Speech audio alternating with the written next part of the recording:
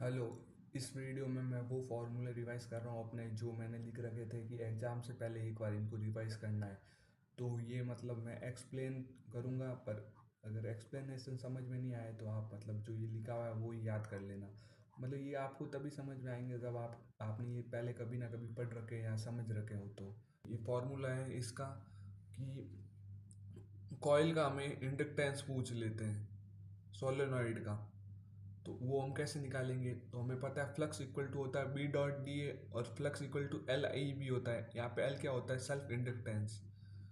तो यहाँ से हम सेल्फ इंडक्टेंस निकाल सकते हैं। तो एक सोलेनॉइड का बी क्या होगा? यू नॉट एन आई, और ए क्या होगा? पाई ए स्क्वायर। ये तो एक टर्न का है, ऐसे कितने टर्न है? टोटल एन टर्न है। तो हमने यहाँ पे एन लिख दिया। एन क्या होता है? स्मॉल एन क्या होता है? Number of turn upon length. तो कैपिटल एन क्या हो जाएगा? N L. तो हम एन एल को यहाँ पे लिख देंगे। तो फ्लक्स क्या आ जाएगा? U naught N square pi A square L I equal to, यहाँ पे एल ये लेंथ है, ये एल से एल काट मत देना, एल आई। तो ये वाला पूरा आ जाएगा इन सेल्फ इंडक्टेंस। तो सेल्फ इंडक्टेंस ये क्या है? ए स्क्वायर एल क्या है? वॉल्यूम। तो self inductance divide by volume क्या होता है? U naught N square. N क्या है? Number of turn per unit length. उसके बाद एक इंडक्टर के अबाउट पोटेंशियल डिफरेंस क्या होता है? वो होगा L D I by D T. और अगर हमें मतलब करंट इस तरफ जा रहा है ऐसे, और हमें पूछा है कि ए और बी के बीच में पोटेंशियल डिफरेंस बताओ, तो वो क्या होगा? वो होगा V A minus L D I by D T. जब हम करंट की डायरेक्शन में जाते हैं ना पोटेंशियल निकालने के लिए, तो हमेशा नेगेटिव साइन आएगा, और ये D I by D T का भी साइन अलग से आएगा। ये तो खाली हम इस डायरेक्शन में जा रहे हैं उसका साइन है। अगर करंट बढ़ रहा है सर्किट में तो पॉजिटिव आएगा, अगर घट रहा है तो नेगेटिव आएगा। तो ये नेगेटिव नेगेटिव पॉजिटिव भी हो सकता है, पर अभी इस तरफ मान लिया मैंने बढ़ रहा है तो ये मैंने इसको पॉजिटिव लिखा इक्वल टू वी बी। और पावर क्या? Power power generated by inductor क्या होगा? वो होता है half L I square. Growth of L R circuit. एक इंडक्टर है, एक रजिस्टर है, और एक बैटरी है। यहाँ पे सर्किट पहले ब्रेक था, जैसे ही हमने चालू किया तो ये इंडक्टर कैसे बिहेव करेगा? ये एक बार टूट जाएगा, फिर धीरे धीरे इसमें सर्किट में करंट फ्लो होना स्टार्ट होगा। उसका इक्वेशन होता है I equal to E by are one minus e की power R T by L. अब ये तो पूरा डायमेंशन लेस है। आपको पता है ये करंट क्या होता है? करंट होता है V equal to I R. I क्या होगा? V by R. तो ई बाई आर लिख दो इसको, और आगे ये वाला ग्रोथ सर्किट वाला याद कर लो। जैसे आगे मैंने लिखा भी है एल सी सर्किट का। एल सी सर्किट में क्या होता है? Minus T by are C होता है, और इसमें क्या होता है? Minus R by L T होता है। और इसमें फिर वोल्टेज वोल्टेज अक्रॉस रेजिस्टेंस क्या होगा? अब देखो करंट बढ़ रहा है तो वोल्टेज अक्रॉस रेजिस्टेंस भी बढ़ेगा, तो वो हो जाएगा ई वन माइनस ई की power R T by L. और देखो इसके अबाउट वोल्टेज बढ़ रहा है तो इसके अबाउट वोल्टेज कम होगा, तो वो हो जाएगा ई की power minus R R by L T.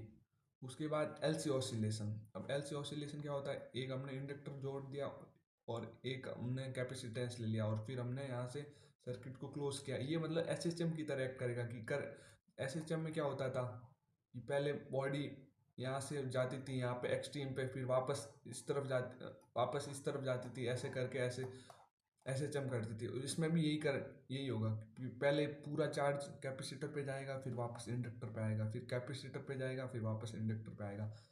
तो मतलब ये पूरा एकदम, अगर आपको ऐसे चम अच्छे से आता है तो ये वाली क्वेश्चन आप अच्छे से कर लोगे। इसका टाइम पीरियड होता है two pi root L by C. जैसे वहाँ पे एक छोटा सा डिस्प्लेसमेंट होता था, यहाँ पे डिस्प्लेसमेंट की जगह क्यू क्यू हो जाएगा कि क्यू यहाँ से यहाँ गया, उसमें पार्टिकल वहाँ से वहाँ जाता, एक्स डिस्टेंस चलता था। वैसे यहाँ पे मतलब वहाँ पे फोर्स होता था, यहाँ पे ईएमएफ होता है। वैसे ही देख लो हाफ के ए स्क्वायर, यहाँ पे मैंने एक्स को क्यू लिखा है, तो कैपिटल ए क्या हो जाएगा? एम्पलीट्यूड क्या हो जाएगा? क्यू। तो यहाँ पे देखो कैपिटल ए हो गया क्यू। टाइम पीरियड क्या होता है? Two pi root M by K. तो एम तो हो गया यहाँ पे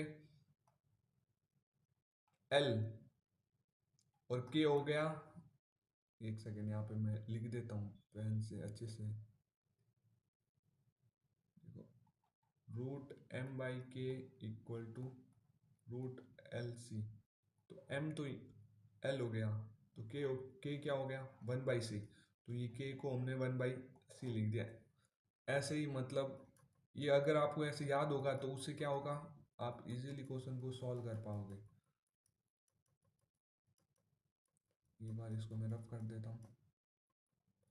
मतलब इससे क्या होगा, अगर आपको एस एच एम अच्छे से आता है तो ये वाले क्वेश्चन आप कर लोगे। मतलब ये आपको वर्ड कौन क्या क्या होता है वो बस याद होना चाहिए। बाकी आप देखो एसी में क्या होता है, क्वेश्चन में कभी कभी खाली दिया हुआ खाली क्या दिया हुआ होता है कि 10 वोल्ट का वो एसी सर्किट में लगा हुआ है, कुछ नहीं दिया हुआ, खाली 10 ही लिखा हुआ है, 10 sin ω t, ऐसा कुछ नहीं, 10। तो ऐसे में 10 को 10 ही मानते हैं। अभी पहले क्या मेरे को भी कंफ्यूजन होता था, मैं 10 दिया होता था उसको भी √2 कर देता था आरएमएस के लिए। 10 की आरएमएस वैल्यू 10 ही होती है। 10 sin ω t की आरएमएस वैल्यू 10 √2 होती है। साइन ओमेगा की वैल्यू मतलब 1/√2 होती है आरएमएस वैल्यू।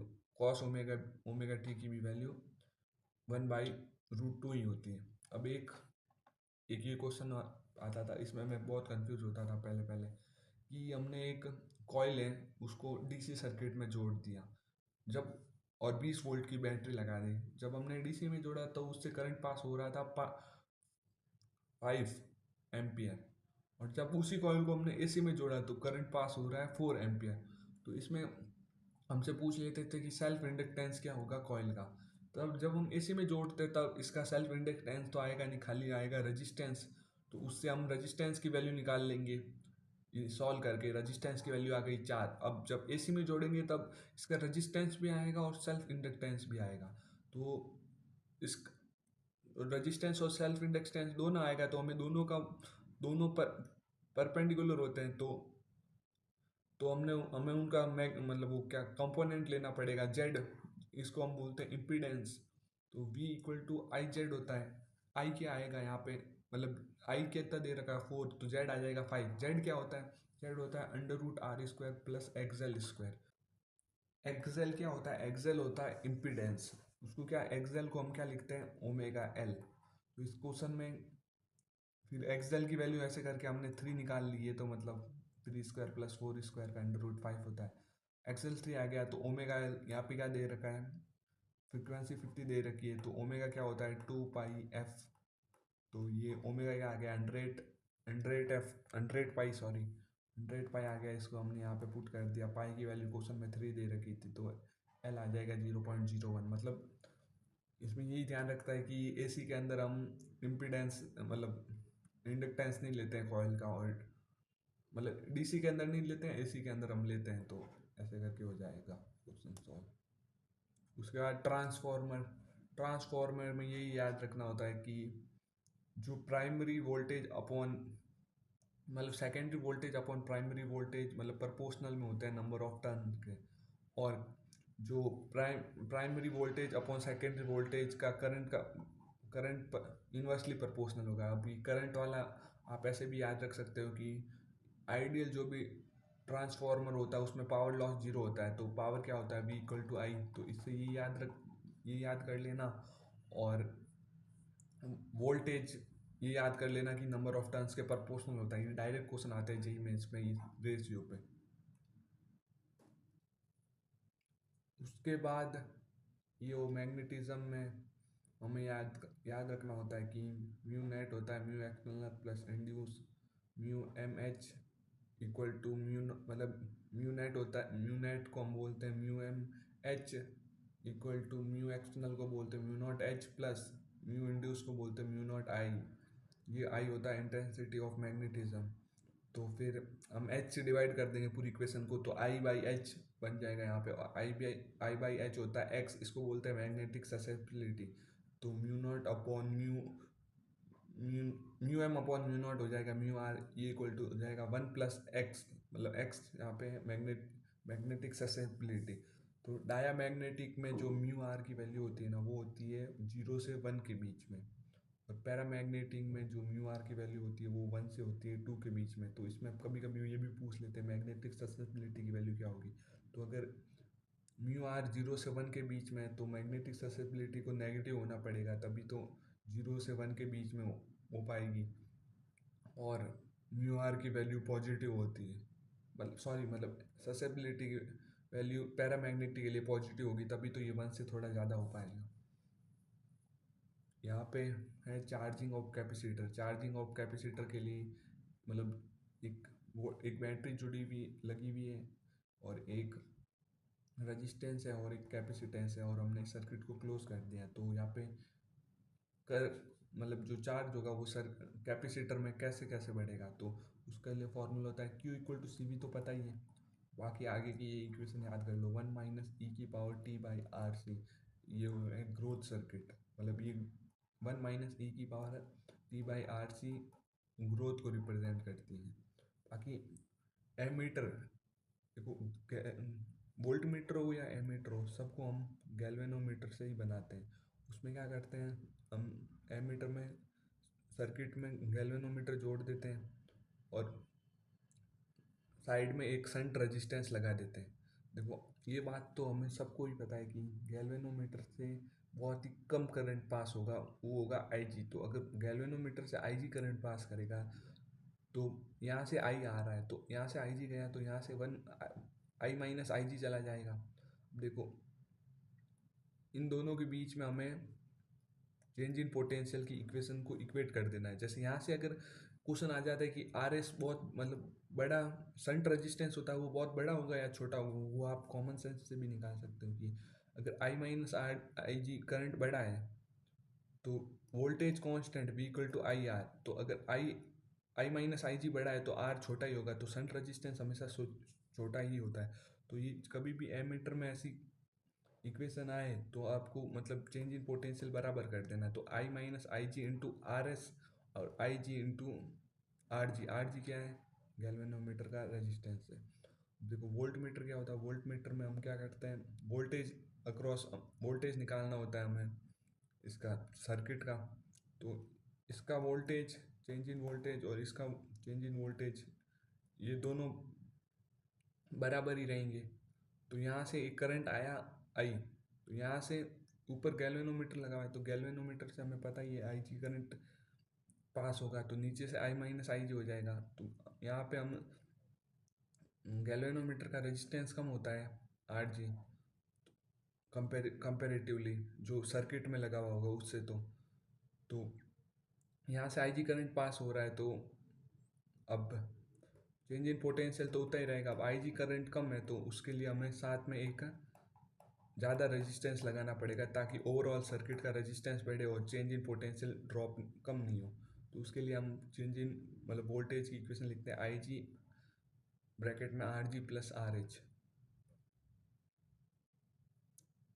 और ये मतलब पैरेलल में ना, अगर ऐसे 3 रेजिस्टेंस लगे हुए हों और 3 बैटरी लगी हुई हो, तो हमें मतलब आर इक्विवेलेंट निकालना है। जैसे क्वेश्चन पूछ लेते हैं कि इससे कितना करंट पास करेगा, तो हम अगर एक फॉर्मूला होता है कि इन तीनों का आर इक्विवेलेंट लिख सकते हैं हम, और ई इक्विवेलेंट भी लिख सकते हैं। तो ई इक्विवेलेंट का फॉर्मूला होता है E1 by are one plus E2 by are two plus E3 by are three divide by ये R1 by are one plus 1 by are two plus 1 by are three. ये ध्यान रखना, अगर ये तो तीनों की पोलरिटी सेम है, अगर एक की भी अलग होती है तो यहाँ पे साइन चेंज कर देना।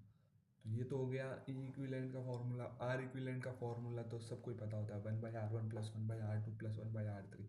ऐसे करके आप यहाँ पे ई इक्विवेलेंट आ जाएगा और यहाँ पे आर इक्विवेलेंट आ जाएगा। फिर ये और ये तो सीरीज में ही हो गए, तो इन दोनों को ऐड कर लेना, ये बैटरी का वोल्टेज आ जाएगा। तो फिर तो करंट इजीली निकाल दोगे V equal to I r से। अब देखो वेव ऑन स्ट्रिंग पे मैंने मतलब काफ़ी लिखा है, क्योंकि ये वाले चैप्टर मतलब रिवाइज कम करते हैं, मतलब कंपैरिजन में जैसे इलेक्ट्रोस्टैट्स को बहुत बार रिवाइज कर लिया है, तो उसके फॉर्मूले तो भूलते नहीं है, पर इसके अब क्वेश्चन भी कम आते हैं पर रिवीजन भी थोड़ा कम होता है। तो इस पर मैंने काफ़ी फॉर्मूले लिए हैं। जैसे वेव की इक्वेशन है ए साइन ओमेगा टी माइनस के एक्स प्लस फाइव। तो इसमें पूछ लेते हैं डायरेक्शन ऑफ पार्टिकल तो डायरेक्शन ऑफ पार्टिकल तो जैसे वेव ऐसे ऐसे ऐसे ऐसे ऐसे, जैसे ये तो वेव ऐसे ऐसे ऐसे ऐसे ऐसे जा रही होगी, तो डायरेक्शन ऑफ पार्टिकल, पार्टिकल तो ऐसे ऐसे ही जा रहे होंगे। वेव आगे जा रही है पर पार्टिकल तो ऊपर नीचे जा रहे हैं, तो डायरेक्शन ऑफ पार्टिकल क्या होगा, वो होगा वाई डायरेक्शन। और देखो direction of motion of wave, तो मोशन तो ऐसे ऐसे आगे ही जा रही है, मतलब मोशन तो एक्स डायरेक्शन में ही हो रहा है क्योंकि एक्स में है। तो ये मतलब एक्स डायरेक्शन में होगा, अब इस तरफ जाएगी और इस तरफ जाएगी, वो आप वेव वेलोसिटी से निकाल सकते हो। वेव वेलोसिटी क्या होती है कि जो कॉफिशिएंट ऑफ टी और कॉफिशिएंट ऑफ के, मतलब एक्स के आगे नेगेटिव साइन लेते हैं हम। तो यहाँ पे कॉफिशिएंट ऑफ टी क्या है, कॉफिशिएंट ऑफ टी है ओमेगा, और कॉफिशिएंट ऑफ एक्स क्या है माइनस के। तो सॉरी एक सेकेंड, मैंने गलत लिख दिया यहाँ पे, कॉफिशिएंट माइनस के, मतलब ये हो गया कॉफिशिएंट ऑफ टी, ये हो गया कॉफिशिएंट ऑफ एक्स। तो यही होता है वेव वेलोसिटी। तो ये नेगेटिव नेगेटिव पॉजिटिव आ जाएगा। अभी ओमेगा और के की वैल्यू लाके तक देना। आगे टाइम पीरियड क्या होता है ये तो सबको ही पता है, 2 पाई बाई ओमेगा। ये कभी कभी ये भूल जाते हैं हम, के इक्वल टू होता है 2 पाई बाई ओमेगा। और वेव नंबर भी पूछ लेता है, वेव नंबर कुछ नहीं होता है कि लैम्डा निकालो, 1/λ ही वेव नंबर है। मैकेनिकल एनर्जी क्या होता है, 1/2 म्यू लैम्डा ए स्क्वायर ओमेगा स्क्वायर। और पावर पूछ लिया तो पावर क्या होती है, एनर्जी अपॉन टाइम। तो ये लैम्डा अपॉन टी करोगे तो क्या हो जाएगा, वी। तो यहाँ पे इसमें लैम्डा की जगह वी लिख देना। और इसमें जो म्यू और वी होता है वो तो प्रॉपर्टी ऑफ मीडियम होता है, और जो ए और ओमेगा होता है वो प्रॉपर्टी ऑफ सोर्स होता है। उसके बाद जो इंटेंसिटी होती है ना, वो एम्पलीट्यूड के स्क्वायर के प्रोपोर्शनल होती है। तो ए नेट का तो वही है कि मतलब दो दो दो वेव है, उसका एक का एम्पलीट्यूड ए वन है, एक का एम्पलीट्यूड ए टू है। तो दोनों का ए नेट वही जो हम वेक्टर में करते थे वही सेम फॉर्मूला लगेगा, a one square plus a two square plus 2a1 a2 cos phi का अंडर रूट। मतलब आई निकालना होगा, उसके लिए अभी याद करना होगा, i1 + i2 + 2 √i1 i2 cos phi. अब अगर इंटरफेरेंस कंस्ट्रक्टिव है तो उसमें फाई हो जाएगा 2n पाई। उसमें क्या हो जाएगा, ए मैक्स होता है a1 + a2, और आई मैक्स हो जाएगा √i1 + i2 का होल स्क्वायर।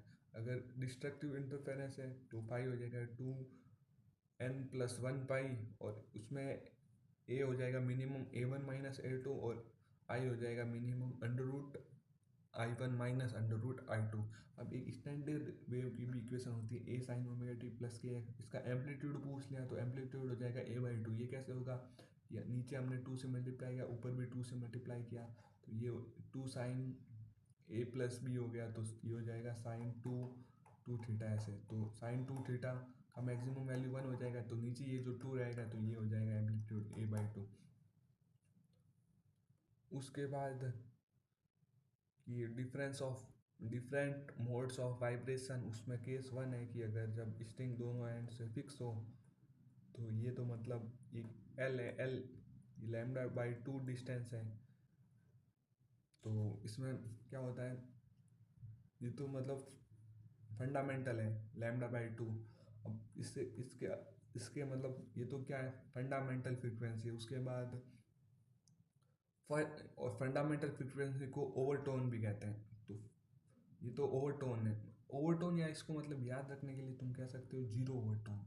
उसके बाद फर्स्ट ओवरटोन में क्या हो जाएगा, ये जो लेंथ हो जाएगी ना λ/2, उसमें एक और λ/2 ऐड कर देना, जैसे उसके आगे जाओगे और λ/2 ऐड कर देना। तो सबसे पहले तो λ/2 होता है, वो तो होता है फंडामेंटल या जीरो ओवरटोन। उसके बाद first overtone, second overtone, third overtone, ऐसे ही। और इसमें मतलब ये बस याद रखना पड़ेगा कि मतलब ये नेमिंग है कि जो फंडामेंटल या जीरो ओवरटोन होता है वो होता है फर्स्ट हार्मोनिक। फिर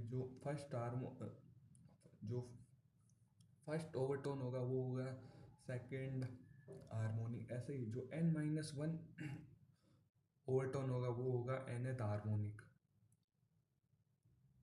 इसमें मेन बात यह है कि जब दोनों तरफ से स्ट्रिंग क्लोज होगी तब हमें फ्रीक्वेंसी पूछ ली कि nth हार्मोनिक की फ्रीक्वेंसी बताओ, तब तो तुम आसानी से बता लोगे f(n)v/2l। ये n क्या है? नंबर ऑफ जो हार्मोनिक पूछा है, जो जो भी मतलब ओवरटोन हो, नाइन्थ हो तो नाइन्थ में हम क्या लिखेंगे, n की वैल्यू यहाँ पे तो 9 है पर हम +1 चलते हैं हार्मोनिक में, तो यहाँ पे लिख देंगे 10v/2l।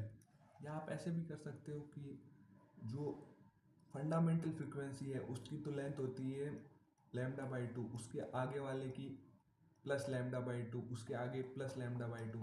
तो मतलब ऐसे भी जा सकते हैं कि जो ओवरटोन होता है वो 0 से चालू होता है और जो हार्मोनिक होता है वो फर्स्ट से चालू होता है। दोनों का ही जो फर्स्ट होता है उसकी लेंथ λ/2 होती है, बाकी सब में प्लस λ/2 कर देंगे आगे। जैसे ये इसमें ये लगा है कि एक सेकेंड फ्रीक्वेंसी, सॉरी एक सेकेंड मैं पूरा एकदम डिराइव कर देता हूँ। वेलोसिटी क्या होता है? Distance upon time. तो यहाँ पे वेलोसिटी रहेगा, डिस्टेंस क्या होता है? लैम्डा हो जाएगा। 1/t क्या होता है? फ्रीक्वेंसी हो जाएगा। ये क्या v क्या हो जाएगा? v/λ इक्वल टू फ्रीक्वेंसी हो जाएगा। तो अब लैम्डा कितना ले रहे, मतलब लैम्डा की जगह हम लैम्डा कितना आ रहा था यहाँ पे? λ/2 आ रहा था जो बेसिक वाला था, मतलब फंडामेंटल। तो λ/2 इक्वल टू एल लिख देंगे। तो लैम्डा कितना आ जाएगा? 2l। तो 2l को हम मतलब लैम्डा को यहाँ पे चेंज कर देंगे। जैसे आप फर्स्ट फर्स्ट ओवरटोन लिया उसमें λ/2 प्लस λ/2 कितना हो गया? लैम्डा हो गया, मतलब लैम्डा इक्वल टू एल हो गया। तो यहाँ पे हम एल डिस्प्लेस कर देंगे, तो ये हो जाएगा फ्रीक्वेंसी हो जाएगा v/l। तो मतलब बेसिक यही है। बाकी ये भी याद कर सकते हो कि नंबर ऑफ हार्मोनिक पूछा है, nth हार्मोनिक पूछा है तो हम डायरेक्ट n/v/2l लिख देंगे, और अगर ओवरटोन पूछा है कि 7th ओवरटोन तो +1 करके लिख देंगे कि 8v/2l। वैसे सेकेंड केस ये होता है कि इरेज हो गया, एक सेकेंड। सेकेंड केस ये होता है कि अगर स्ट्रिंग वन एंड से ओपन है तो सबसे पहले हम लेंगे ये तो λ/4 होगा, उसमें उसके बाद अगले में λ/2 ऐड कर देंगे, वैसे ही ऐड करते जाएंगे। इसमें क्या होता है, जो जीरो ओवरटोन या फंडामेंटल फ्रीक्वेंसी होती है वो फर्स्ट हार्मोनिक के बराबर हो, मतलब ये दोनों सेम ही है। नेमिंग यहाँ पे चेंज हो जाएगी। जो फर्स्ट हार्मोनिक होगा ना वो, मतलब फर्स्ट ओवरटोन होगा ना वो थर्ड हार्मोनिक के बराबर होगा। जो nth ओवरटोन होगा वो 2n प्लस हार्मोनिक के बराबर होगा।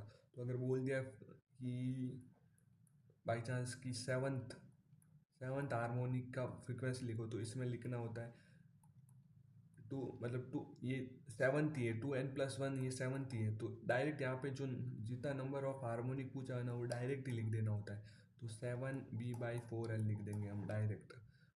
और अगर हमें पूछ लिया कि सेकेंड सेकेंड ओवरटोन का लिखो, तो आप ऐसे लिख देना कि फर्स्ट वाले में तो λ/4 होगा, सेकेंड वाले में λ/2 प्लस λ/2, क्योंकि ये तो 0 है, ये 1 है, ये 2 है, तो ये ऐड कर देना।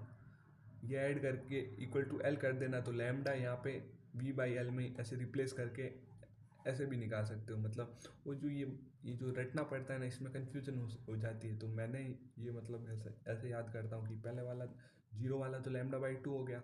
मतलब जैसे अब 7th पूछा है, इसमें हार्मोनिक बाई चांस 7th पूछा है, तो first third fifth 7th λ/4 plus λ/2 plus λ/2, मतलब ये एक बार अगर प्रैक्टिस में आ गया ना बहुत इजीली कर दोगे। फिर ये इक्वल टू एल कर देना और लैम्डा निकाल के यहाँ पे रख देना, इससे डायरेक्ट लिख दोगे। क्या ये मेरा जे मेंस का ही क्वेश्चन था, मेरा मतलब रियल पेपर में 2025 में मैं गलत करके आया था, कंफ्यूज हो गया था, इसलिए इसको इतना ज़्यादा बता रहा हूँ, इसमें कंफ्यूज हो जाते हैं। वैसे ये तो बेसिक ही फॉर्मूला है वेव ऑप्टिक्स का, पर मैं थोड़ा इसको भूल जाता हूँ, तो उसके लिए मैंने लिख दिया है यहाँ पे। ये जो थीटा है तो टेन थीटा को क्या लिख सकते हैं हम, ये वाला वाई लेंथ है वाई बाई डी लिख सकते हैं। और ये चेंज इन एक्स को क्या लिख सकते हैं, यहाँ पे चेंज इन एक्स को डी साइन थीटा लिख सकते हैं। तो साइन थीटा क्या हो जाएगा एक्स बाई डी। तो जो स्मॉल एंगल होता है तब sine theta equal to cos theta होता है, तो हम ये इक्वेट कर देंगे तो यहाँ से वाई आ जाएगा D by capital D by D into small x को हम एन डी लिख सकते हैं। मतलब होता ही है, लिख क्या सकते हैं, तो वो हो जाएगा y n lambda d by D.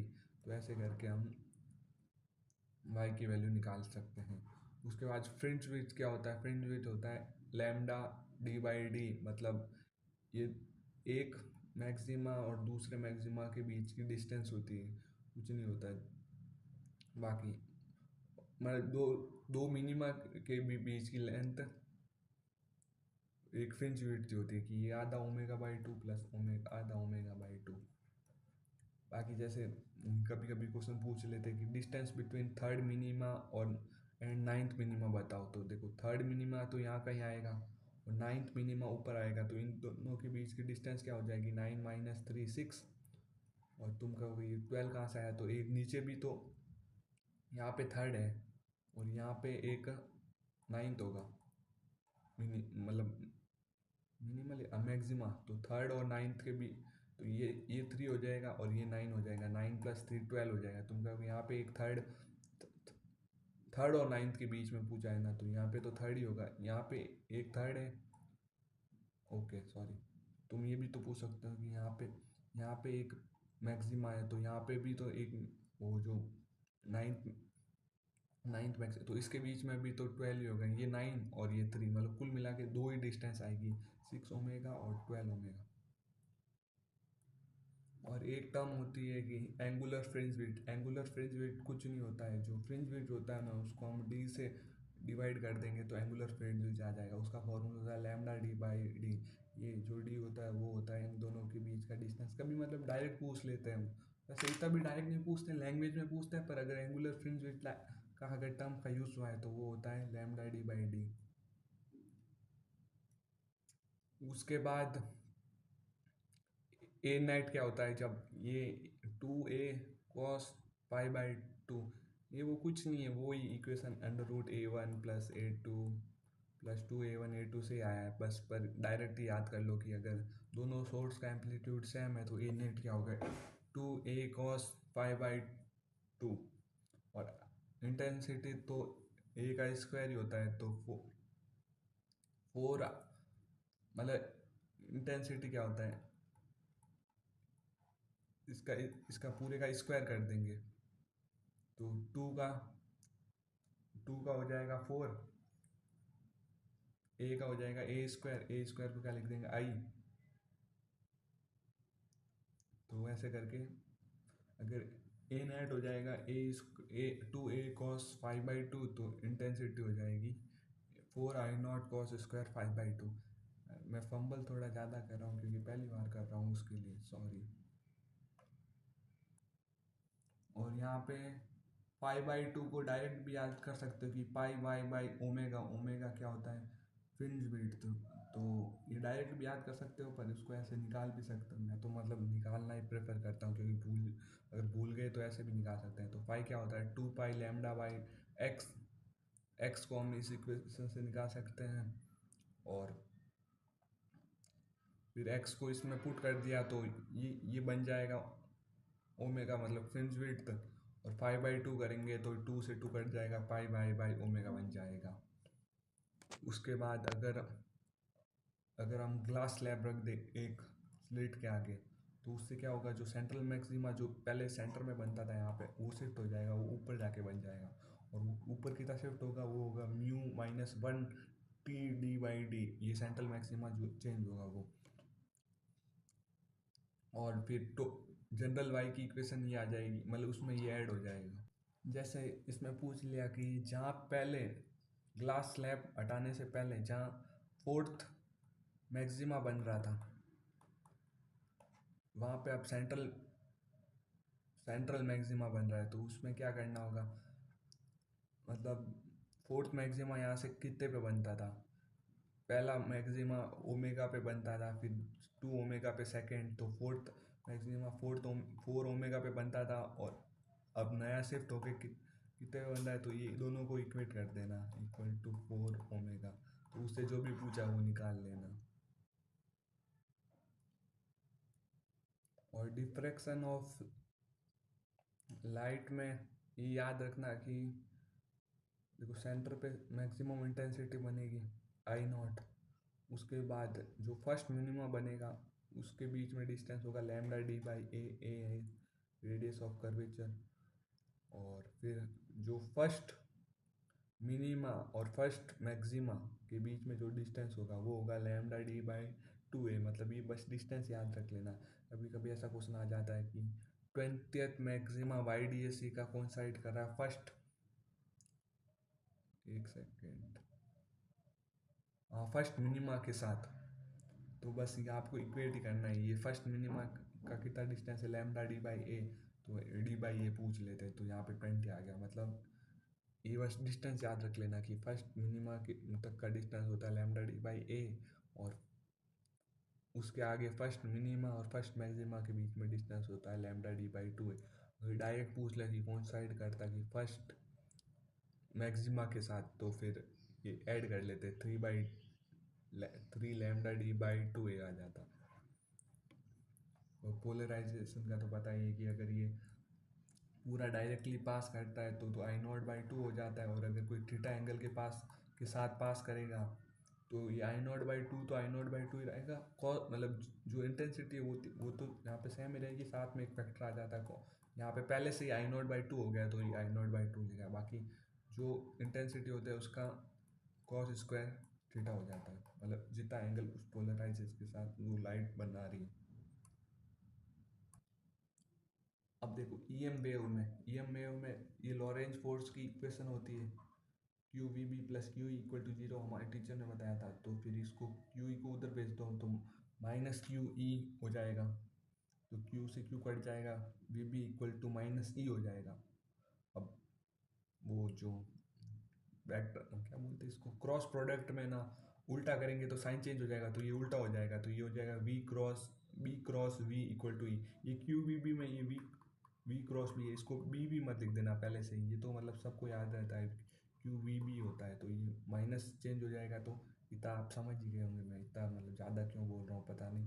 ये हो जाएगा बी क्रॉस वी, तो ये लिख दिया। तो आपको बी वी और ई ऐसे लिख देना है। तो देखो इसका इसके साथ क्रॉस करोगे तो ये मिल जाएगा, इसका इसके साथ क्रॉस करोगे तो ये मिल जाएगा, ये मतलब ऐसे सर्कल बन जाएगा। और आखिर वेलोसिटी इन मीडियम होता है velocity upon under root mu R E R, और ई आर यहाँ पे होता है E M upon E naught, और म्यू आर होता है mu naught upon mu M upon mu naught. ये मतलब याद ही कर लेना। मतलब बाकी इसका डेरिवेशन भी कभी कहीं से देख सकते हो, डेरिवेशन देख के मिलेगा कुछ नहीं, मतलब मिलेगा तो थोड़ा समझ में आ जाएगा अच्छे से, बाकी याद ही कर लेना ये। और बी एम होता है सी बाई म्यू, ये तो मतलब बेसिक फॉर्मूला है। और कभी पूछ लेते हैं, मतलब दे देते हैं कि अगर वेलोसिटी मीडियम में वी एम है और नॉर्मल तो सी होता है 3 × 10⁸, तो वो पूछ लेते हैं कि उस मीडियम का डायलेक्ट्रिक कांस्टेंट कितना है, तो आप ऐसे निकाल सकते हो कि रूट के equal to c by b m का रेशियो निकाल लेना और उसका स्क्वायर कर देना, उससे आ जाएगा डायलेक्ट्रिक कांस्टेंट। ये भी मतलब याद करने का ही रहता है, ये मतलब ये तो याद ही रहता है सबको, ये याद कर लेना और ये याद कर लेना।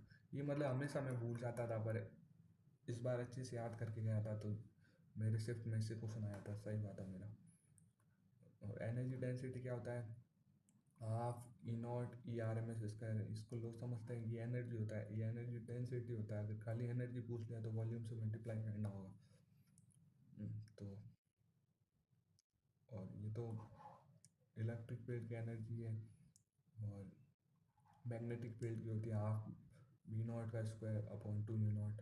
और इंटेंसिटी ऑफ लाइट में क्या होता है, एनर्जी के साथ हमें सी का मल्टीप्लाई कर देना, सी होता है स्पीड ऑफ लाइट। और देखो लैम्डा ऑर्डर में लोग मतलब भूल जाते हैं बार बार, तो उसमें मतलब देखो रेड की रेड का लैम्डा तो सबसे ज़्यादा होता है, ये तो सबको पता है। तो वी का क्या होगा, सबसे छोटा होगा। तो रेड इस ऐसे लिख दो, एक बार के लिए ऐसे लिख दो, r dot dot dot v. तो आर से यहाँ पे आर रहेगा। आर क्या होता है, आर एम। आर एम, ये रट लो, R M, R radio, M micro.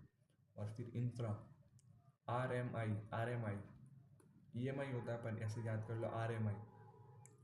Are M I याद करोगे तो तुम्हें याद आ जाएगा कि आर एम आई। तो आर के सामने आर, और यहाँ पे यू वी एक्स वाई, ये तो लेटर ही हो गए ए बी सी डी के, यू वी एक्स वाई। तो यू वी रे एक्स वाई, और फिर ऐसे ऐसे।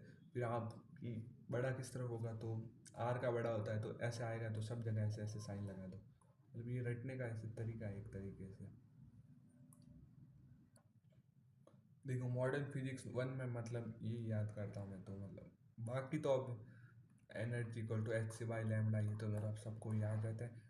एनर्जी होता है momentum into speed of light, एक तो ये। बाकी रेडिएशन प्रेशर मतलब डिराइव करें तो ऐसे सही रहता है, वैसे ऐसे भी याद कर सकते हो, आई बाई सी। बाकी डिराइव कैसे होगा कि फोर्स क्या होता है, मोमेंटम अपॉन टाइम। ठीक है, अभी हमने लिखा था ई इक्वल टू पी सी।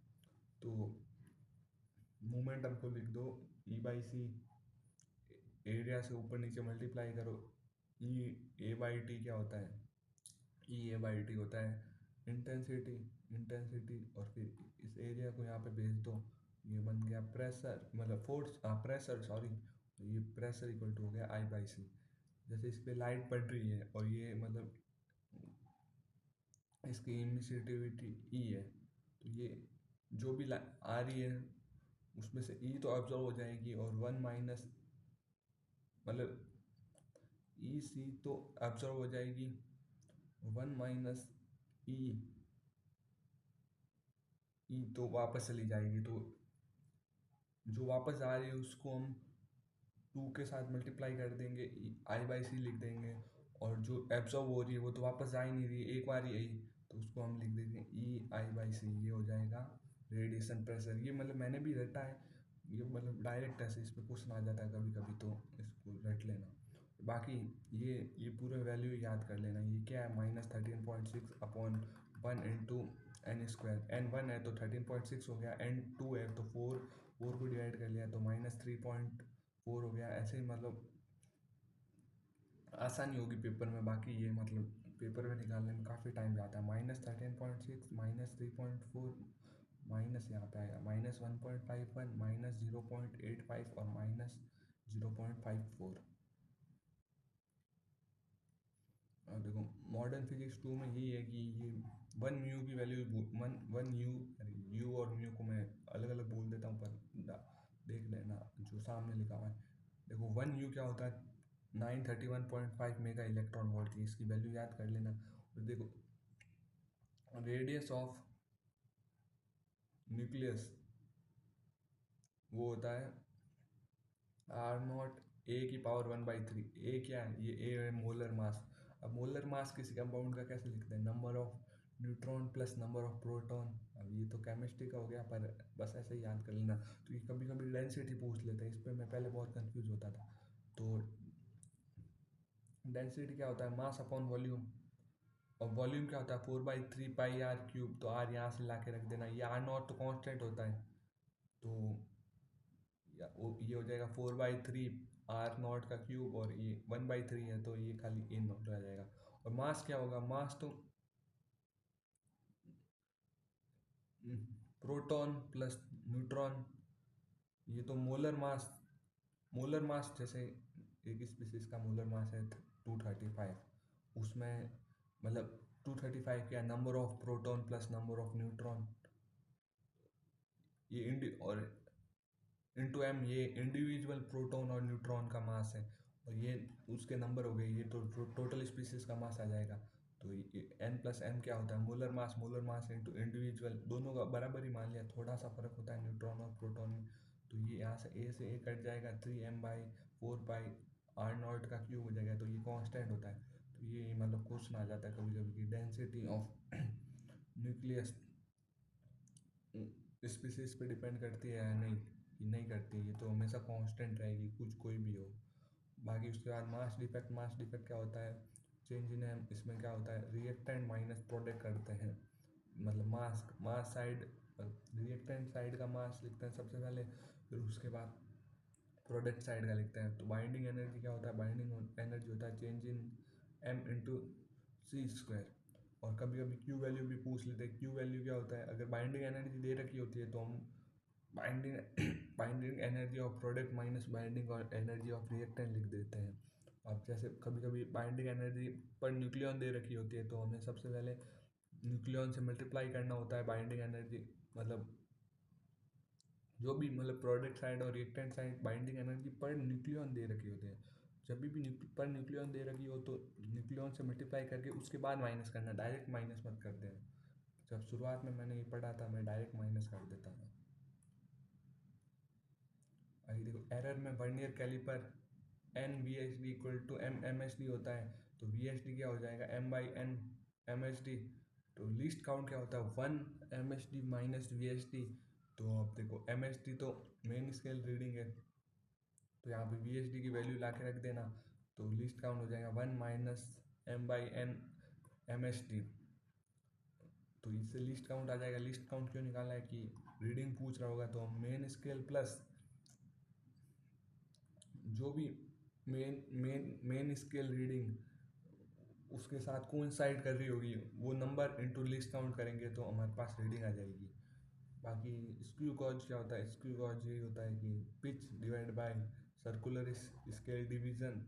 और रीडिंग कैसे निकालेंगे, रीडिंग इसमें भी सेम ही निकालेंगे कि main scale reading plus list count into n. N क्या है, n number of division of circular scale which coincide with the base line.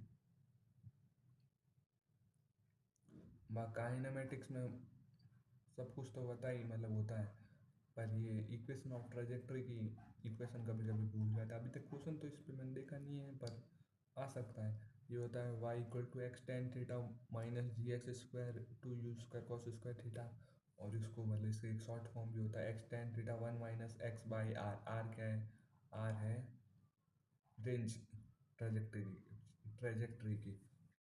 बाकी उसके बाद एन एल एम में एक स्प्रिंग है उसका के और एल है, उसको हमने तोड़ दिया तो उसका के वन भी चेंज हो जाएगा, एल वन भी चेंज हो जाएगा। तो ये हमेशा के इंटू एल हमेशा कांस्टेंट रहता है। और जो ये स्प्रिंग होती है,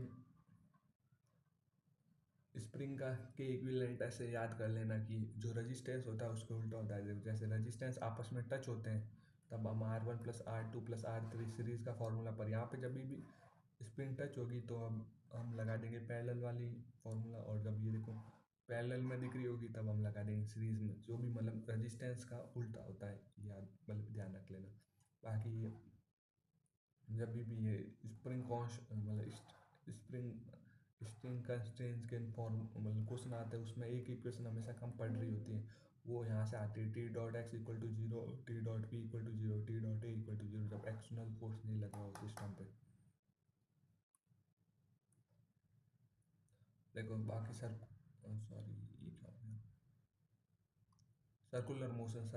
सर्कुलर मोशन में यही है कि जो ए सी सेंट्रीपिटल होता है वो m v square by r या एम ओमेगा स्क्वायर आर लिख सकते हैं। और 80 टेंजेंशियल एक्सलेशन होता है इक्वल टू आर अल्फा। देखो बैंकिंग ऑफ रोड में फॉर्मूले मतलब रटना थोड़ा ज़्यादा भारी पड़ जाता है, तो सबसे पहले ऐसे डायग्राम बना लेना और एक यहाँ पे बॉडी रख देना। तो सेंट इस तरफ तो लगेगा m v square r centripetal, नीचे लग रहा होगा एम जी नॉर्मल ऐसे लग रहा होगा। अब फ्रिक्शन फ्रिक्शन डिपेंड करेगा, इस पे मैंने लिया है मैक्सिमम वेलोसिटी का। अगर मिनिमम वेलोसिटी का लेना है तो आपको फ्रिक्शन फ्रिक्शन ऊपर की तरफ लगा देना है, बस यही करना है।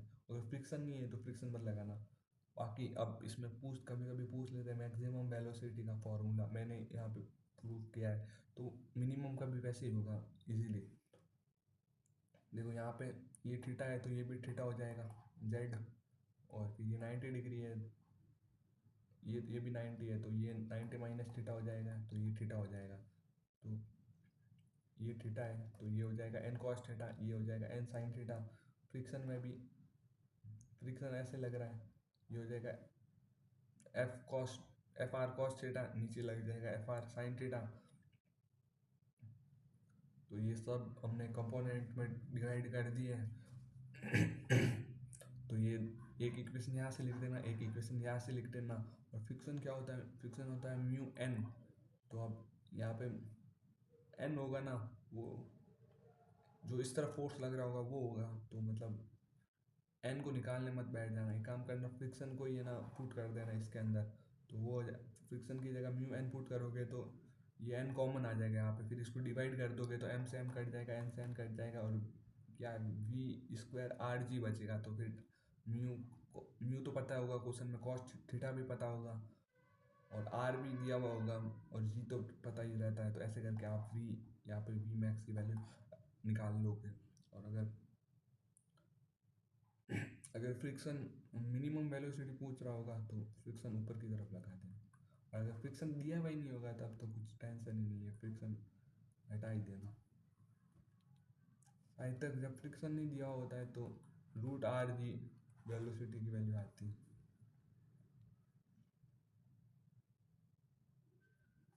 बाकी डब्ल्यू पी में तो यही है, वर्टिकल सर्कुलर मोशन। देखो जब वर्टिकल सर्कुलर मोशन में जब खाली एक रस्सी हो और ये पार्टिकल को फेंका ऊपर, तब हमें बोल दिया कि मैक्सिमम वेलोसिटी क्या होगी। वैसे याद ही रहता है कि मतलब मिनिमम वेलोसिटी कितनी देगी ये पूरा घूम जाए, तो ये तो होता है √5 GL, और रॉड के केस में होता है √4 GL। पर ये मैक्सिमम कब आता है, तब ना देखो रॉड के केस रिंग मतलब रस्सी के केस में तो कब आएगा, तब आएगा जब टेंशन जीरो हो टॉप मोस्ट पॉइंट पे, तब आ जाएगा। और रॉड के केस में कब आएगा, जब वेलोसिटी टॉप मोस्ट पॉइंट पे जीरो हो जाए। अगर इधर वेलोसिटी जीरो कर दी टॉप मोस्ट पॉइंट पे तो ये स्लैग ही कर जाएगा। तो मतलब ये डायरेक्ट डिराइव भी कर सकते हो कि यहाँ पे तो टेंशन जीरो करनी होती है, तो टेंशन जीरो कर दी तो वेलोसिटी टॉप मोस्ट पॉइंट की आ गई √GR गिरी। और फिर वहाँ पे वर्क एनर्जी थ्योरम लगा दो कि यहाँ से यहाँ गया, ऊपर गया तो -2 mgl, हाफ एम से एम कट गया तो फाइनल वेलोसिटी पता है, इनिशियल वेलोसिटी है। कुल मिला के इसमें ये बात याद रखना कि वर्टिकल सर्कुलर मोशन में जब रस्सी होगी तब अगर मैक्सिमम मिनिमम वेलोसिटी पूछी है तो मतलब मिनिमम वेलोसिटी जब भी सर्कुलर मोशन कर ले तो यहाँ पे eight top most point tension zero करनी है, और जब रॉड हो तब वेलोसिटी जीरो करनी है। अगर यहाँ पे ये सोच लेना, या फिर यहाँ पे अगर रस्सी में हमने वेलोसिटी जीरो कर दी तो ये स्लैग कर जाएगी, तो यहाँ पे टेंशन जीरो करनी, यहाँ पे तो कोई स्लैग करने की टेंशन है नहीं, तो यहाँ पे तो वेलोसिटी जीरो करनी है क्योंकि रॉड तो मजबूत होती है। बाकी ये याद देख लेना कि 1 हॉर्स पावर में 686 वाट होते हैं, और फोर्स होता है -du/dx। जब फोर्स जीरो होता है तब सिस्टम में इक्विलिब्रियम मेंटेन हो जाता है। और अगर फोर्स मतलब dF/dx जब नेगेटिव होगा तब एक स्टेबल इक्विलिब्रियम आता है। ये तो वो मैथ वाला है, याद ही होगा। तो अगर ये नेगेटिव है तो ये मतलब दोनों तरफ डिफ्रेंशिएट करें, ये नेगेटिव है तो ये पॉजिटिव आ जाएगा। मतलब इससे याद रखना कि फोर्स जीरो तो इक्विलिब्रियम, और नेगेटिव होता है dF/dx तो स्टेबल। तो उससे फिर ये निकाल लेना दोनों तरफ डिफ्रेंशिएट करके। वहीं कभी कभी ऐसे भी क्वेश्चन आ जाते हैं कि एक सिस्टम है उसमें हम 1 जूल/सेकेंड दे रहे हैं एनर्जी, तो बॉडी स्ट्रेट लाइन में चल रही है, तो बताओ आप 9 सेकेंड बाद कितना डिस्प्लेसमेंट करेगी। जब मास 2 दे रखा है तो इसको पावर को लिख देना work done upon time. Work done और वर्क डन हो जाएगा PT, और वर्क डन क्या होता है हाफ mv²। एम से m2 दे रखा है तो 1/2 से 1/2 से 2 कट जाएगा, और PT इक्वल टू v² हो जाएगा, तो रूट बन जाएगा √PT इक्वल टू v। तो v क्या होता है dx/dt, तो ये इंटीग्रेट कर लेना तो आ जाएगा आंसर। मतलब ऐसे कभी भी क्वेश्चन आए तो मतलब कैसे ना कैसे अगर 2 बार भी इंटीग्रेशन करना पड़े तो कर देना, मतलब आंसर आ जाएगा। जैसे कि एक्सलेशन निकालना, एक बार इंटीग्रेट मतलब एक्सलेशन को dv/dt करके ऐसे इंटीग्रेट करके v निकाला एक बार, v के बाद एक बार और इंटीग्रेट करके x निकाल देना, मतलब ऐसे ज़रूरत पड़े तो। यहाँ पे तो एक बार में हो गया। और बाकी एक work done by spring force होता है के एक्स आई का स्क्वायर माइनस एक्स एफ का स्क्वायर, मतलब ये इनिशियल माइनस फाइनल होता है, final minus initial, initial minus final, ठीक है। ये मैं गलत कर दिया था, जो मतलब इसमें मैंने वही लिए हैं जो मतलब मैं कभी ऐसे गलती से गलत कर देता था, या मतलब वैसे कुछ नहीं है, या मतलब भूल जाता था थोड़ा थोड़ा कभी। बाकी कॉमन कॉलिजन में तो चेंज इन काइनेटिक एनर्जी क्या होता है, चेंज इन काइनेटिक एनर्जी जब ऐसे क्वेश्चन आए स्प्रिंग जिस पे, तो उसमें कॉन्सेप्ट तो बड़ा है कि के सी ओ एम प्लस के डैश लेते थे, के सी ओ एम तो दोनों का सेम ही रहेगा तो वो तो कट जाएगा, और इसमें क्या है, जब के डैश होगा ना वो इनिशियल का तो कुछ अलग होगा, जब फाइनल का होगा ना तो ये वेलोसिटी ऑफ मतलब सेपरेशन दोनों दोनों वी सी एम से ही चल रहे होंगे तो वो जीरो हो जाएगा, तो ये खाली माइनस के डैश ही बचेगा। के डैश तो ये लिख दिया, change in kinetic energy equal to minus k dash कर देना, तो उससे ऐसे आंसर आ जाएगा कि मतलब मैक्सिमम, जब मैक्सिमम इलॉन्गेशन होता है तब वो दोनों सेम वेलोसिटी से ही चल रहे होते हैं, तो जो के फाइनल का के डैश होगा ना वो तो हमेशा जीरो ही हो जाता है, तो ये इनिशियल का बचता है, इसलिए ये नेगेटिव साइन है।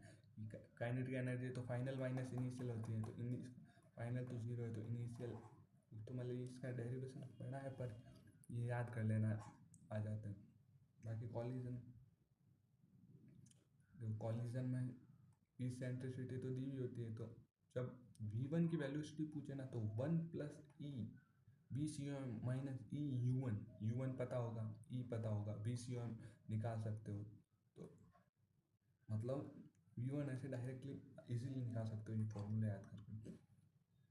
बाकी फार्मूला नहीं यूज़ करना है तो मोमेंटम कंजर्वेशन की एक इक्वेशन लिखो, और दूसरी फिर ये V two minus V one divide by U one minus U two equal to E, ये वाली यूज़ कर लो। बाकी लॉस इन काइनेटिक एनर्जी का फॉर्मूला कॉलिजन के ड्यूरिंग, ये तो होता है half M one M two divide by M one plus M two mu one mu two by square one minus E square, ये फॉर्मूला याद ही कर लेना। और जब परफेक्टली इलास्टिक कॉलिजन होता है तब ई की वैल्यू ई स्क्वायर की वैल्यू, मतलब ई की वन है तो ई स्क्वायर की वन हो जाएगी, तो loss in kinetic energy zero ही होता है। तो देखो यही होता है। देखो velocity of sound in solids में वो होती है Young modulus divide by rho, और जैसे ये भी होती है कि यंग मॉडुलस की जगह हम अगर बल्क मॉडुलस दिया हो तो वो भी यूज़ कर सकते हैं, बीटा बाई रो भी यूज़ कर सकते हैं। और जब आइसोथर्मल प्रोसेस होता है तब बीटा गामा पी हो जाता है, ये बस डिराइव करना पड़ता है, आ जाता है। तो गामा पी को हम लिख सकते हैं rho R T by M W, मतलब ये डिराइव हो जाता है। कुल मिला के ये याद रखना, अगर आइसोथर्मल प्रोसेस आ जाए तो वेलोसिटी ऑफ साउंड हो जाती है under root gamma by 3 v r m s, ठीक है। और एक इंटेंसिटी का फॉर्मूला होता है साउंड के अंदर, half rho V S S not square omega, experiment होता है जिसमें थोड़ा सा बार होता है, तो ये पूरी लेंथ एल है और ऊपर थोड़ी सी लेंथ ई है, तो ये क्या होता है, जैसे क्वेश्चन में बोल देते हैं कि ये सेकेंड और फोर्थ रेजोनेंस कर रहे हैं, तो फर्स्ट रेजोनेंस करते हैं तब लैम्डा बाई 4 होता है, second lambda by 3 lambda by 4, third में 5 लैम्डा बाई 4, फोर्थ में 7, मतलब ये मल्टीपल ऐसा होता है। तो सेकेंड लैम्डा, सेकेंड और फोर्थ रेजोनेंस में है, तो ये लेंथ कितनी l plus e equal to second है, सेकेंड में 3 लैम्डा बाई 4 और सेवन्थ है तो 7 लैम्डा बाई 4, तो इसमें देखो एल लेंथ हमें दे रखी होगी और ई निकालना होगा और लैम्डा निकालना होगा, उससे क्या हम ई निकाल लेंगे, ऐसे क्वेश्चन आते हैं। रोटेशनल मोशन में सी आर टी हम combined rotational and translational motion में एक काइनेटिक एनर्जी का ये फॉर्मूला होता है half m v square one plus k, मतलब ये उससे आता है half m v square plus half I omega square से। मतलब इसको ट्रांसफॉर्म करके ऐसे लिख देते हैं। के क्या होता है, के होता है जैसे रिंग रिंग के लिए यहाँ पे जो भी आगे कांस्टेंट आता है ना उसको के बोल देते हैं। रिंग का वन और उसका डिस्क का 1/2 ऐसे करके उसको ही बोलते हैं जो मतलब आगे आता है कांस्टेंट। जैसे अब रोलिंग मोशन है, अब रोलिंग मोशन कोई बॉडी कर रही है ऐसा और ये थीटा इंक्लाइंड प्लेन पे, तो उसका एक्सलेशन का फॉर्मूला होता है जी साइन थीटा वन प्लस के। यहाँ पे के क्या है, के वो सेम ही है। जैसे यहाँ पे के सबसे ज़्यादा किसका होता है, रिंग का होता है, तो सबसे के ज़्यादा तो एक्सलेशन कम, तो सबसे कम एक्सलेशन मतलब सबसे कम एक्सलेशन किसका होगा। अगर यहाँ पे हम कुछ कोई भी बॉडी रखे रिंग सेम मास के हो तो सब रिंग का होगा, तो मतलब सबसे ज़्यादा टाइम रिंग लेगी। ऐसे क्वेश्चन आते हैं कि टाइम किसका ज़्यादा होगा ट्रेवल करने में, वो अगर एक्सलेशन पता होगा तो निकाल सकते हैं। एग्जाम में जेईई मेंस में अगर ये पूछ ले तो एक्सलेशन ये 3 इक्वेशन लगा के निकलेगा, पर ये याद हो तो डायरेक्ट हो जाएगा। उसके बाद इलास्टिसिटी में हम बाकी तो हमें स्ट्रेन पता होते हैं, पर ये शियर स्ट्रेन में नहीं थोड़ा पता नहीं होता है। तो इसमें हम क्या करते हैं, बॉडी पे ऐसे फोर्स लगाते हैं, बॉडी ऐसे डिफॉर्म हो जाती है। तो जो ये एक्स होता है ना, एक्स/एच ही शियर स्ट्रेन होता है। और इस मतलब अगर थोड़ा सा ही डिफॉर्मेशन आएगा तो मतलब एक्स/एच टेन थीटा है, और जब थीटा बहुत छोटा होता है तो टेन थीटा को हम थीटा लिख सकते हैं। यहाँ पे थीटा रेडियन में होता है। और वॉल्यूमेट्रिक स्ट्रेन क्या होता है, वो होता है minus change in volume divide by volume. ये देखो एक ये भी क्वेश्चन आता है सर कि एक रॉड है, उस पर एक तरफ हम 2F फोर्स लगा रहे, एक तरफ F लगा रहे, तो चेंज इन लेंथ क्या होगा। देखो ये वाली चीज़ तो वैसे भी याद ही रहती है कि यंग मॉडुलस क्या होता है, force upon area change in L, मतलब ये तो वही है, स्ट्रेस अपॉन स्ट्रेन ही है एक तरीके से। तो यहाँ से चेंज इन एल को उधर भेज देना, ये नीचे आ जाएगा। ये वाली चीज़ तो याद ही रहेगी। अब ये x/2 क्या है वो मैं बता देता हूँ। ये है खींचने वाला फोर्स। जैसे इस तरफ 2F है, इस तरफ F है, पूरी बॉडी पे कितना फोर्स खींचा हुआ फोर्स लग रहा है 3F। तो यही है कि मतलब जो भी 3F है उसको 2 से डिवाइड कर देना, तो मतलब x वही आ जाएगा 3/2 हो जाएगा। इसके लिए बाई चांस अगर फोर्स ऐसे लग रहा है एक 2F और एक ऐसे लग रहा है F, तो ये मतलब ये माइनस हो जाएगा। अगर दोनों तरफ अलग अलग डायरेक्शन में लग रहे होंगे तो ऐड हो जाएंगे, अगर सामने सामने लग गए तो माइनस हो जाएंगे। तो ऐसे करके ये x की वैल्यू फाइंड कर सकते हो। अब देखो कैलोरीमेट्री में 1 कैलोरी होता है 4.186 जूल। अब देखो इसमें मेरे को बहुत डाउट आते थे कि स्पेसिफिक हीट क्या होता है, हीट कैपेसिटी क्या होता है, मोलर हीट कैपेसिटी क्या होता है। देखो हीट कैपेसिटी होता है C, और स्पेसिफिक का S से ऐसे याद कर लो कि ये S होता है। अब इनको ऐसे ये तो सबको पता होता है MS delta T Q = C delta T। अब ये तो अब याद हो ही गया है कि जब यहाँ पे S होगा तो ये S हो जाएगा। तो स्पेसिफिक हीट कैपेसिटी को S से डिनोट करते हैं, मोलर हीट कैपेसिटी को C से डिनोट करते हैं। तो ये उसी रिलेशन से ये मतलब C = MS भी आ जाता है। ऐसे ऐसे रिलेट करके निकाल सकते हो। और मोलर हीट कैपेसिटी वो होता है NCM डेल्टा T। और स्पेसिफिक हीट कैपेसिटी H2O की ये याद करनी होती है, क्वेश्चन में काफ़ी बार नहीं दी हुई होती है। लिक्विड की होती है 1 कैलोरी पर, ये अभी ये G/K ये तो यूनिट है, ये डिराइव कर सकते हो। जैसे Q = MS डेल्टा T, तो ये नीचे चला जाएगा। Q की जूल, और M की वैसे इसको ग्राम में लेते हैं क्वेश्चन में, पर जब हम निकालते हैं तब यूनिट सारी कट जाती है, पर ये ग्राम पर केल्विन में ही याद ध्यान रखना। तो ये 1 ग्राम पर केल्विन है लिक्विड की, ये आइस की 0.5 और स्टीम की भी 0.5। और लेटेंट हीट होता है Q = L × M, ये होता है लेटेंट हीट इसका आइस के लिए। तो आइस से जब हम लिक्विड में जाते हैं तब तो फेज ट्रांसफ़र है, तो ये इसमें लिक्विड के लिए तो 80 होती है, और मतलब आइस से लिक्विड के लिए, और लिक्विड से स्टीम के लिए 540 होती है। देखो हीट ट्रांसफ़र में ये वाला फॉर्मूला मतलब याद रखना, मतलब dθ/dt rate of heat transfer equal to -KA dt/dx। तो dθ/dt को मतलब ये वो वैसे ही है जैसे करंट पास होता है ना, वो आप मतलब उससे करोगे ना रेजिस्टेंस मान के अगर, क्योंकि अब करंट इलेक्ट्रिसिटी थोड़ा नोन है, मतलब अच्छे से आता है, उस तरीके से हो जाएगा। जैसे ये करंट dθ/dt करंट ही हो गया, जैसे हीट ट्रांसफ़र होता है वैसे ही करंट ट्रांसफ़र होता। तो ये हो गया करंट। आप change in temperature change in voltage की तरह एक्ट कर जाएगा। और जो भी बाकी बाकी जो भी पीछे बचा ये एल है, मतलब डायमेंशन में जाएंगे तो रेजिस्टेंस आ जाता है एल बाई के है। जैसे आप ऐसे रॉड, मतलब ऐसे रॉड दे दी 2-3, तो उसको आप फिर ऐसे रेजिस्टेंस में चेंज करके आंसर निकाल लोगे इजीली। एक इमिसिव पावर होता है, इमिसिव पावर का फॉर्मूला होता है ई सिग्मा टीबी की पावर 4। इसका नाम तो इमिसिव पावर है पर ये पावर नहीं है, ये इंटेंसिटी है। D theta by D T, ये मतलब ये पावर है पर अब इसमें इमिसिव पावर, इसका नाम इमिसिव पावर, इसको इमिसिव पावर बोलते हैं। तो ये पावर है, तो पावर को एरिया से मतलब इसको इंटेंसिटी को, मतलब अब यहाँ पे थोड़ा कंफ्यूजिंग तो है। ये होता है इमिसिव पावर, जब हम इसको मल्टीप्लाई करेंगे एरिया से तो ये D theta by D T आ जाएगा। ये मतलब heat emitted by black body का ये फॉर्मूला होता है E sigma A T B की पावर 4। मतलब ये मतलब याद ही रखना कि ये, मतलब अगर आप कभी कंफ्यूजन हो जाता है कि ये तो डायमेंशन तो इंटेंसिटी की, ये पावर मतलब कैसे बोले, पर इसका नाम है, क्या कर सकते हैं। और ये जो भी सिग्मा है इसका वैल्यू याद रखना है 5.67 इंटू 10 की पावर -8, कभी कभी नहीं दिया होता है।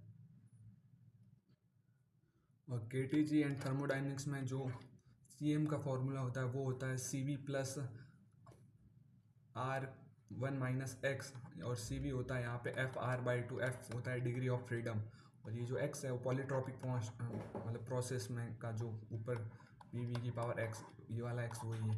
अब यहाँ पे मेरे को ये डाउट रहता था कि जब फिजिक्स में जो वर्क डन होता है ना वो पॉलीट्रॉपिक का n r t 1 minus x होता है, और केमिस्ट्री में n r t x minus 1 होता है, तो ये मतलब कंफ्यूज हो जाता था। तो अब ना, अब मतलब ये याद रखना जो कि फिजिक्स में जो सी एम में जो 1 माइनस आर माइनस एक्स लिखते हैं ना, वही इसमें लिखेंगे, मतलब फिजिक्स के वर्क डन में पॉलीट्रॉपिक के। अब देखो ये फ्लूइड्स है, ये फ्लूइड्स मतलब फ्लूइड स्टार्ट कर रहे हैं। देखो चेंज इन प्रेशर, एक मतलब बॉडी घूम रही है एक एक्सिस के अबाउट, तो क्या होगा, तो वो होता है half rho omega square r square minus r two square minus r one. अब आर टू क्या होता है, जो मतलब लास्ट डिस्टेंस हो, और आर वन क्या होता है जो स्टार्ट वाला हो। अगर ऐसे दो पॉइंट के बीच का निकालना है तो आर वन आर टू, जो आर वन होता है वो सबसे दूर, जो आर वन आर मतलब आर टू सबसे दूर, आर वन ऐसे माइनस करके स्क्वायर करके, ये मतलब वही होता है कि डी पी इक्वल टू होता है रो आर क्या होता है, रो जी एच या रो जी आर बोल दो। और आर को क्या, जी क्या एक्सलेशन, उसको क्या लिख सकते हैं हम, आर ओमेगा स्क्वायर। तो ये इसके अंदर रख के फिर इसको इंटीग्रेट कर देंगे तो आ जाएगा। जैसे ऐसा ही सेम फॉर्मूला ईएमएफ में होता है, जब एक रॉड घूम रही हो वो होता है half b omega r square. तो ये भी मतलब साथ में इसके जैसा ही है, तो मैंने लिख दिया, याद कर लेना। और बाउंसी फोर्स होता है rho of liquid into volume submerged, volume जितना मतलब बॉडी पानी के अंदर है वो वाला वॉल्यूम बॉडी का, और इनटू जी। तो एक एफ वी मतलब विस्कस फोर्स होता है n a d v by d y. पर स्पेरिकल बॉडीज़ के लिए विस्कस फोर्स हम ऐसे भी लिख सकते हैं f b equal to -6 pi eta r v. तो ये खाली स्पेरिकल बॉडी के लिए विस्कस फोर्स होता है। और एक ये है कि अगर इस पर ऐसी बॉडी है, मतलब कर्व के अंदर हम चेंज इन प्रेशर क्या होगा, वो होता है 2, मतलब देखो यहाँ पे ए है, यहाँ पे बी है, तो ए देखो ये 2s बाई आर तो याद करना पड़ेगा, -2s बाई आर।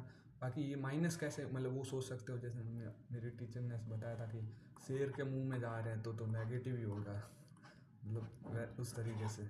बाकी एक बबल के अंदर ये दो बार हो जाता है ये वाली सरफेस, तो ये 2 बार लिख देते हैं -2s बाई आर। तो चेंज इन प्रेस ये उस तरफ चला जाएगा, इस तरफ आ जाएगा, 4s बाई आर हो जाएगा। और जैसे ये वाटर बबल है, उसमें तो खाली एक बार ही जाएंगे, क्योंकि ये एक बार ही सरफेस, अंदर तो पूरा पानी है, एक बार ही चेंज हो रहा है, उसको 2s बाई आर लिख देते हैं।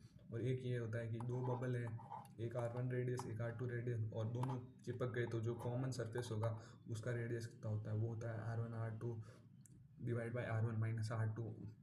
और कैपिलरी एक्शन का फॉर्मूला होता है H equal to 2s rho r g, यहाँ पे S है सरफेस टेंशन। और एक ये एस एच एम में कि एक ऐसी कोई बॉडी है जो है ना, यहाँ पे इस पॉइंट के अबाउट रेंज है पर उसका सेंटर ऑफ मास यहाँ पे है, तो वो ऐसे चम करिए तो उसका टाइम पीरियड क्या होता है, उसका टाइम पीरियड होता है 2π√I/mgt। आई क्या होता है यहाँ, आई होता है ICOM, क्योंकि ये बॉडी का COM यहाँ पे और घूम यहाँ पे रही है, हिंज इसके पॉइंट के अबाउट है, तो हमें मतलब आई इस पॉइंट के अबाउट लिखना है, तो ICOM लिख के इसको ट्रांसफर कर देंगे, वही है रोटेशन। और डी क्या है, जो भी COM से इंच का डिस्टेंस है, ऐसे करके आ जाएगा। काइनेटिक एनर्जी SHM में क्या होती है, आपके A² माइनस x², पोटेंशियल क्या होगी आपके x², और टोटल तो इन दोनों का ऐड ही कर दो, ये वाला और ये वाला कट जाएगा तो खाली ये वाला ही बचेगा, ठीक है। और वेलोसिटी क्या होती है, ω√A² माइनस x², मतलब जिस पॉइंट की हमें वेलोसिटी निकालनी है तो उस पॉइंट का डिस्टेंस लिखना होगा, मतलब मीन ही बोलते हैं ना, मतलब जहाँ से बॉडी रेस्ट स्टार्ट हुई है। एक्सलेशन होता है -ω²A, और जैसे ये सिस्टम होता है कि एक M1 मास एक M2 मास है, उनको स्प्रिंग से हमने बांध दिया और ये दोनों x0 इलोंगेशन करके हमने छोड़ दिया, तो दोनों का अपना अलग अलग एम्पलीट्यूड कितना शो करेंगे, तो ये मास के इन्वर्सली प्रोपोर्शनल होता है, जैसे M2/M1 प्लस M2 और x0, तो ये टोटल इलोंगेशन है, तो ये करके इनका एम्पलीट्यूड हो जाता है। अब लास्ट चैप्टर ज्योमेट्रिकल ऑप्टिक्स, देखो एक और बॉडी है, ऑब्जेक्ट है, मतलब वो v वेलोसिटी से मिरर की तरफ जा रहा है और मिरर इसकी तरफ vm से आ रहा है, तो वेलोसिटी ऑफ इमेज क्या होगी, वो होगी 2 टाइम्स vm माइनस v0। और देखो मिरर के लिए मैग्नीफिकेशन का फॉर्मूला होता है -v/u, और इसको ये भी लिख सकते हैं f/f-u, और ये भी लिख सकते हैं f-fv/f। और लेंस के लिए ये माइनस नहीं रहता, v/u ही रहता है, और जो ये वाला फॉर्मूला होता है वो दोनों के लिए सेम ही होता है, तो ये याद कर लेना। और इसमें मिरर में देखो ऐसे भी याद कर सकते हो कि यहाँ नेगेटिव आता है तो यहाँ पे भी नेगेटिव आ जाएगा, ये तो याद ही रहता है, तो ये f/f माइनस u, मतलब ये वाले फॉर्मूले याद कर लेना। और ये एक मैग्नीफिकेशन, एक छोटी सी बॉडी का मतलब लेंथ क्या होगा मिरर के अबाउट, तो उसको एक पहले मैग्नीफिकेशन निकाल लेना m, -m² L0, वो हो जाएगा उस छोटी सी बॉडी की लेंथ, मतलब एक बॉडी है मिरर के अबाउट, उसकी लेंथ पूछिए तो उसकी लेंथ क्या होगी उसकी इमेज की, उसके लिए ये फॉर्मूला मैग्नीफिकेशन निकाल लेना और m इधर रख देना, m² कर लेना, और जो इनिशियल लेंथ तो पता ही होगी क्वेश्चन में, तो ऐसे करके ये आ जाएगा। देखो ये एक मतलब बर्ड फिश प्रॉब्लम है, पर ये मतलब ऐसे भी मतलब कोई दूसरी कंडीशन में भी पूछ सकते हैं, जैसे पूछ लिया the depth of fish as observe by the bird. अब ये बर्ड है, इसको है ना, ये फिश कितनी नीचे दिख रही है एक्चुअल से, ऐसे तो H2 है H, पर उसको तो अलग दिखेगी, तो इसमें क्या है, देखो देख कौन रहा है, बर्ड देख रही है, तो इससे जो फिश से जो रे निकलेगी, फिश से जो रे निकलेगी वही बर्ड के आंखों में जाएगी, तभी तो उसको यहाँ पे फिश दिखेगी। तो इसमें जो सेकेंड मीडियम होता है ना, ये फर्स्ट मीडियम है, ये सेकेंड मीडियम है रे के लिए, तो जो second medium upon first medium, और बाकी ये हाइट तो H/H2, ये हो जाएगी हाइट ऑफ, जो एक्चुअल हाइट डेप्थ बर्ड को दिखेगी। वैसे ही बर्ड मतलब हाइट ऑब्जर्व बाय बर्ड मतलब ये वाली हाइट फिश को कितनी दिखेगी जब फिश पानी से देख रही है, तो उसमें भी देखो फिश को ये बर्ड कब दिखेगी, जब उससे रे निकलेगी और फिश के आंखों में जाके पड़ेगी, तो इसके लिए क्या हो जाएगा, ये वाला सेकंड हो जाएगा, ये वाला फर्स्ट हो जाएगा, तो ये भी सेकंड मीडियम का म्यू अपॉन फर्स्ट मीडियम का mu equal two into height तो जो एक्चुअल में हाइट है वो इक्वल टू वो आ जाएगी। ये मतलब थोड़ा ऐसे ही कॉन्सेप्ट होता है, देख लेना। बाकी ये शिफ्टिंग, जब म्यू मीडियम हो तो शिफ्टिंग क्या होती है, शिफ्टिंग होती है T1 - 1/μ। और एक ये लैटरल, क्या बोलते हैं इसको, लैटरल कुछ तो बोलते हैं, ये जो डी डिस्टेंस पूछ लेते हैं कि रे कितनी टिल्ट हुई है, मतलब एक स्लैब से पास होने का, उसको T sin I - R/cos R, मतलब ये याद ही कर लेना। बाकी कर्व्ड सरफेस से वही कर्व्ड सरफेस से जब object object distance image distance पूछे तो कैसे निकालना होता है कि दोनों तरफ का मीडियम चेंज हो, तो उसका ये फॉर्मूला होता है mu r by v minus mu i by u equal to last medium minus first medium divide by r. बाकी लेंस मेकर फॉर्मूले में ऐसे म्यू लिखते हैं हमेशा, क्योंकि म्यू एल ही लिखते हैं, म्यू एम नहीं लिखते हैं। म्यू एम इसलिए नहीं लिखते क्योंकि ज़्यादातर मीडियम वन ही रहता है, एर ही मानते था। R one by are one minus one by are two ऐसे। और अब देखो पावर ऑफ मिरर होता है माइनस वन बाई एफ, और पावर ऑफ लेंस होता है mu m by f l. और यहाँ पे एफ एल यहाँ से मतलब इस फॉर्मूले से सॉल्व करके यहाँ पे रख देना। अब दो तीन मिरर लेंस पास में रख दिए तो उसका पावर निकालने का formula P1 plus P2 plus P3। अगर बहुत ही ज़्यादा पास में है तो ये लगेगा, वरना नहीं लगेगा। ये लास्ट है सिल्वरिंग ऑफ मिरर। ये एक मिरर है, उसको एक तरफ से सिल्वर कर दिया तो ये एक तरीके से मिरर की तरह एक्ट करेगा, रे आएगी और फिर ये रिफ्लेक्ट करेगा, या मतलब लास्ट पहले तो रिफ्रैक्शन होगा, फिर लास्ट में तो इसको रिफ्लेक्शन ही होना पड़ेगा। तो उसके लिए एक मिरर की तरह एक्ट करेगा। तो फिर मिरर में की फोकल लेंथ का फॉर्मूला होता है one by focal length of mirror. ये इक्विलेंट है, मतलब एक सेकेंड, ये एफ इक्विलेंट टोटल, फिर ये तो हो जाएगा वन बाई एफ एम, मतलब मिरर की focal length minus two by f L, जो ये जो लेंस है उसकी फोकल लेंथ, ऐसे करके वन बाई एफ एम आ जाएगा। ये